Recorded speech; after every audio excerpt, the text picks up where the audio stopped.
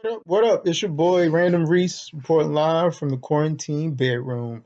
So been in the house since Thursday, pretty much like Thursday evening. I went out Friday for a little bit, ran some errands. Saturday I was in the crib. Sunday I was in the crib. Monday I was in the crib. Then yesterday I went out. Actually one night I went out at night. Took a drive to the beach, walked to the beach. Nothing crazy. I probably walked past probably like 4 or 5 people, but kept my distance. And then I think I walked outside yesterday and ran some errands. Um, I wanted to get a kettlebell for my home workout. My girl wanted to get some rollerblades so she could rollerblade and work out that way. But for the most part, I've been in the crib. I told my job I wasn't coming in on Sunday. Told them I didn't feel comfortable. I work as a waiter at a hotel casino. And if you ever been to a casino, like I play a lot of poker, they don't wash those chips. They don't wash those cards. I've seen some nasty shit at the tables. I've seen this. All right, I don't even want to say his. I don't want to say his nationality, but I've seen this man one time pick his toes, eat chicken, and then touch the cards. Like barely wiped his hands. I'm just like, I had to change tables. I was like, I gotta change tables. But this man gotta go, like, or something. It's like this is dirty. And I'm not a big germaphobe, but seeing some man pick his toes at the tables, that was a first for me. Shit was fucking disgusting. Um, yeah, so and I've also seen lots of poker players go to the bathrooms, don't wash their hands. So they people do it all the time. Men do it a lot. And then they go to the casino, they touch the cards, they touch the chips. Those chips and cards don't get switched out. The dealers touch them. I'm good. I'm good. I just walk around too many people to risk my life over the type of money I'm going to be making right now. Like we had 25 covers on Monday, 34 covers on Tuesday, and it's working with a smaller staff. You have to do more work as well. You have to do all the setup. Usually it's like 5 servers, 3 server assistants, so that's 8 people to set up the restaurant. Now you're working with 2 servers and 1 server assistant, so now that's 3 people to set up the entire restaurant. Nah, I'm good. I mean, you be closing early. They closing around like 8:30 now, but no, thank you. I'm staying right here. I can get a lot of stuff done. I'm working out. I'm reading. I'm gonna start posting more videos. So I'm trying to be productive with this time off, this quarantine time off. So with that being said, and then with that being said, I did just come back from vacation. Kind of wish I'd have got stuck down there. I had a time of my life. Me and my girl, we went down to Tulum, Mexico. Super beautiful, super cheap. The food was fire. The drinks were crazy. They make pretty much everything with mezcal. If you're not familiar with mezcal, it's a it's a spirit made from. It's the best way to describe it is that it's a smoky tequila, but it's not. Like when you get into it and you know the depths of spirits, it's not even a tequila. It's made from the agave plant, but you can use all types of different agave. Where tequila is only made from blue agave, mezcal is made from any type of agave, and they have different types. They have like 5 or 6 different types of agave, and it's cooked and they cook it and they smoke it. Like they take the agave, they plant it down, and it kind of like they put it in these tins and it gets smoked. So when you try it, it's gonna have this smoky flavor to it. Kind of like a scotch. So all their drinks are made with mezcal, but here in the states, a lot of bartenders have been using it for like the last 3 or 4 years, become really popular. But down there, that's all they use, and that's all they've been using for a while. But when the cocktails down there, you don't really taste the mezcal. You don't taste the smokiness. Like they have really great craft bartenders down there, and they really know what they're doing. The beach was fucking amazing. I met up with a friend of mine who lives in Playa de Carmen. He travels around the world. He's been to 90 countries. Shit is insane. And he said Tulum Beach is probably the most beautiful beach he's ever seen. So I didn't think I was seeing that great of a beach, but that shit was fucking dope. So shit, I can't wait to go back down there. It's pretty much like gentrification in Mexico. Um, we stayed at one place called Los Amigos. it was a condo, but the condo is actually owned by other people, but then it operates as a hotel or Airbnb, and they have like three different Los Amigos down there. Like they have a bigger one, which was like 2 blocks away, and they had, that development was a little bit bigger, and they had a movie theater, they had a restaurant, um, they had a gym. The gym was like 3 levels, a rock climbing wall. They had a spa. They had 3 pools over there at that one, a rooftop pool and another pool. The one I stayed at had a rooftop pool, which was dope. And yeah, that shit was dope. And then everywhere you go, they had other developments being built. So like I said, it was like gentrification in Mexico because it was just stuff going up everywhere. And then of course, when you see gentrification, you see the low income housing as well. So you see people that live there that you know that's not going to be there within like 3 to 5 years.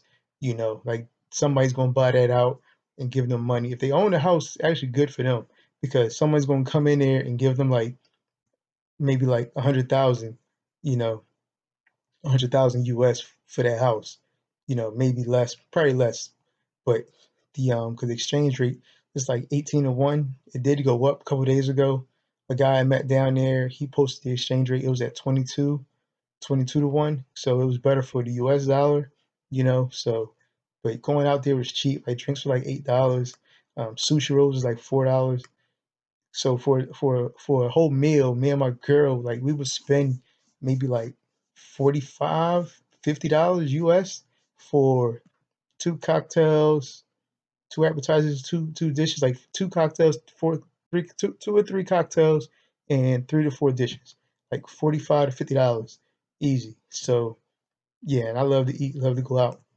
So let's get into it. My topic today is so I love the Joe Budden podcast. They inspire me to start my own shit, because they're just some real niggas just talking about industry shit, but then niggas are tied to the industry, music industry, So listen to them for like on a consistent basis for at least like the last 2.5 years, and they've been going strong for 5.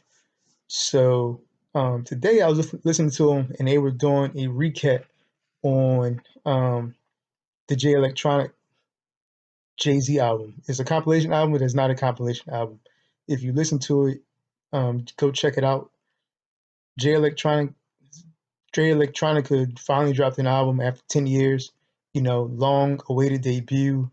Probably one of the most top 5 debuts in hip hop history.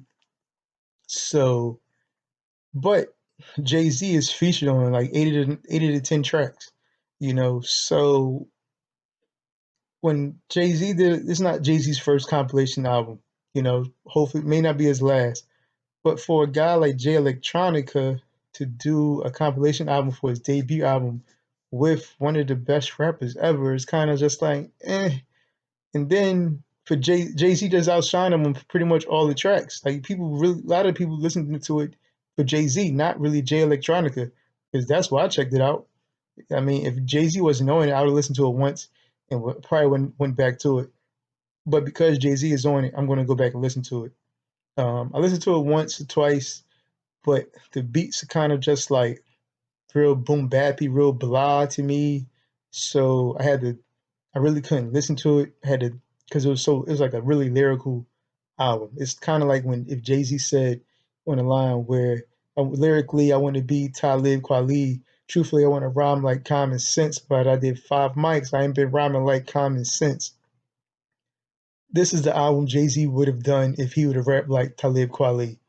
The type of beats, what the what's he's talking, the subject matter he's talking about.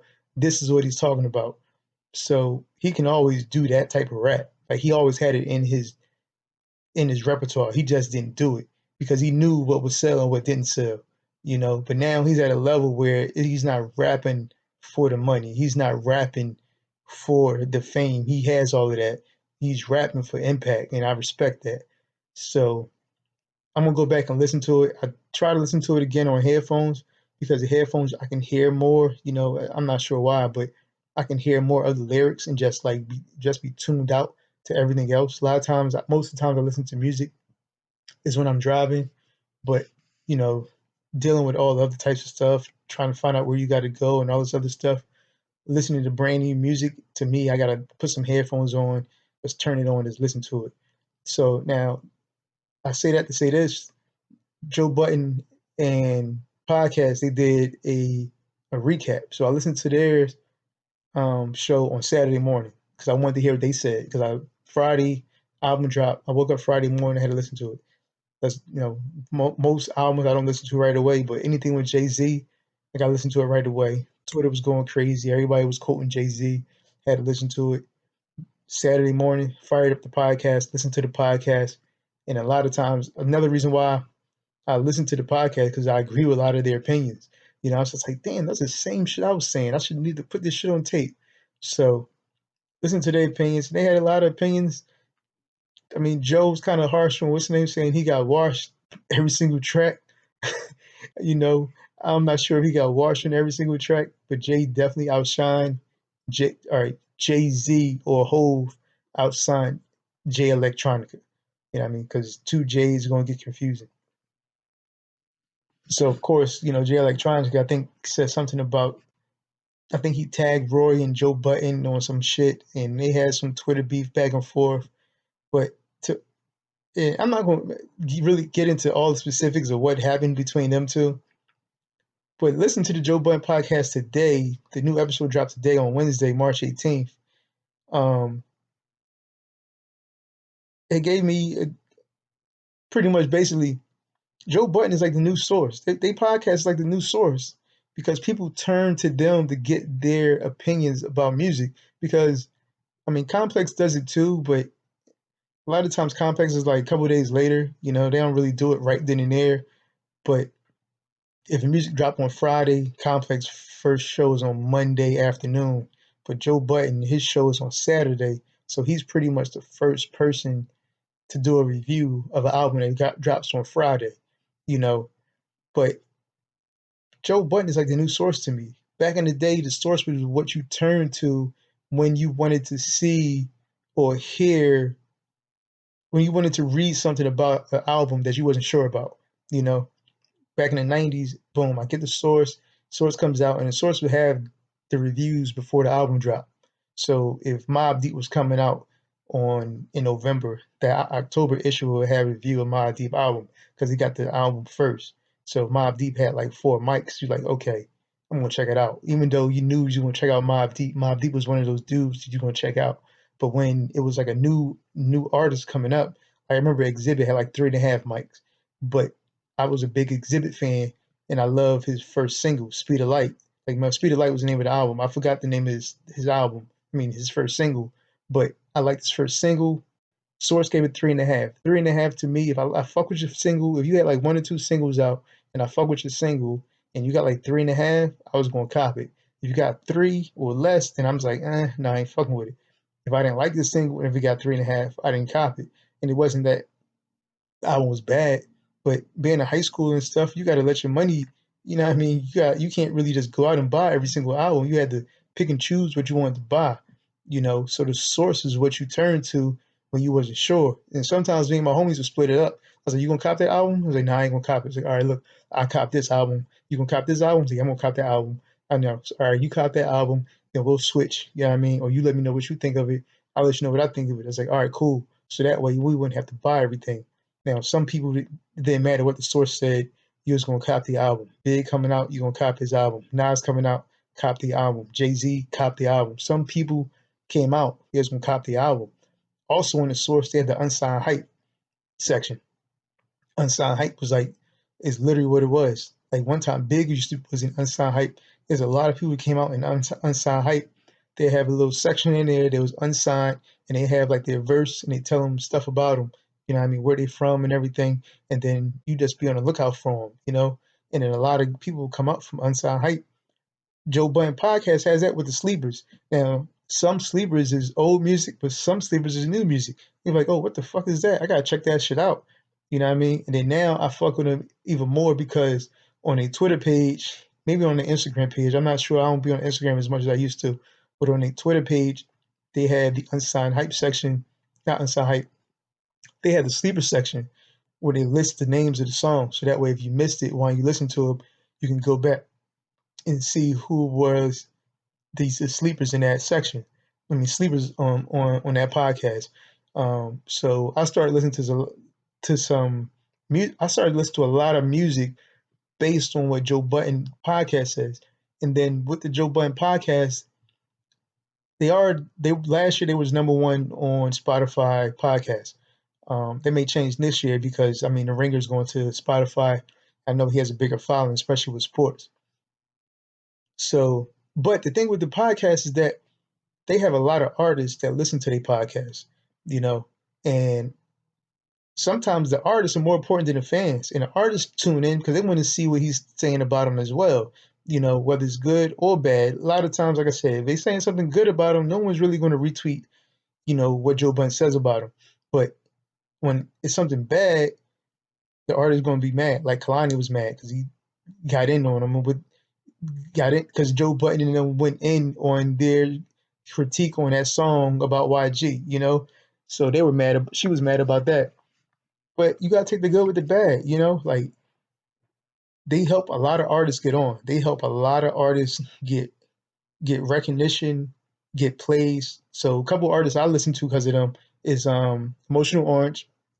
I really fuck with Emotional Orange. I know Roy has some connection with him, like either he's their manager or something. I'm not exactly sure what, but he played them so many times in sleepers. He promoted their album when their album dropped. So I was like, let me check this fucking album out. And it's a good album. It's a really dope album, really great duet, really chill music vibes. I can listen to that shit all day. Who else I listen to? YB and Corday. That's like one of my favorite albums that I listened to in the last couple of years. And then he got the Oscar now. I'm not the Oscar, got the Grammy now as a first time MC on the debut project. So that shit was dope. That I can't stop listening to that YB and Corday shit. And I listen to that shit based on their reviews and what they like. And again, a lot of their taste is similar to mine. So I'm not just saying that's with everyone else. I just think they really give fair reviews and fair criticism of artists, and they definitely help boost people sales and boost people can't think of the word. They help boost people um profiles, Because like I said, YB and Corday, I would not be listening to them. I would not have checked out his Breakfast Club interview, like, but when I started listening to him, I was like, oh shit, this shit is dope. I got to go back because this motherfucker is dope, you know? So yeah, I think they have a lot of sway in the music and they have a lot of they have a lot of impact on the community. They have a lot of impact on what they say. People go and really listen to what they say, you know. So when they do, that's why a lot of artists get upset when they do a bad review. But I think their reviews and critiques are fair. Like even, they won't even do a review on certain people. Like last week they said they're not going to do a review on Lil Uzi. That's not their lane. That's not what they listen to. But they just know his impact and they know what the kids like, you know. And he said he was going to do big numbers because he's a superstar. He did 350 his first week. Then he dropped another album, did 250.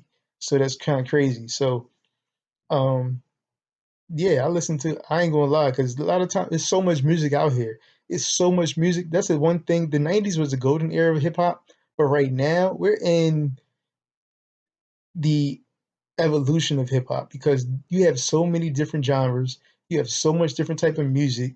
Um, Coming from anywhere. And then you got new music coming out every week, 4 to 5 albums to listen to. And a lot of times music drop, and you don't even know whether or not you want to listen to that album, or not even listen to the album. You don't know, or it's an album to come out like 2 months ago, right? Listen to it once or twice through, dope album, but then new music, new music, new music, new music. You forget about the album that came out 3 or 4 months ago because you listen to so much music, you forgot to go back and listen to it. So we're in the golden stage of hip hop. I mean, the 90s was the golden era. This era is just like, man, it's just the evolution because there's so much hip hop out here. got so much hip hop. You got new music. You got three different generations of music. You know, you still got guys like Kiss and Styles, Jay-Z dropping music. Guys from the '90s is dropping music. Then you got guys like J. Cole and Drake, who's 10 years in the game and they 30. It's like, damn, it's been 30. It's been 10 years already. Then you got the new guys and the littles coming out. There's like 20, 21, 22 that's coming out, and you got new people coming out each and every week, each and every year that you're not sure if they're going to stay on or not. You know, so you got the baby, you got Lil Baby, Meg Thee Stallion, Cardi B. You got so much music out here where you don't know what to listen to sometimes. It's like off the beaten path. So you need somebody like Joe Budden Podcast, that's going to critique and break down these albums for us, break down these lyrics, break down these songs, and that's going to help you. That's going to help us decide what to listen to. You know. So anyway, shout out to Joe Budden Podcast, Rory, Maul, Parks, Savon. Shout out to Joe Budden Podcast. Y'all the new source, my niggas.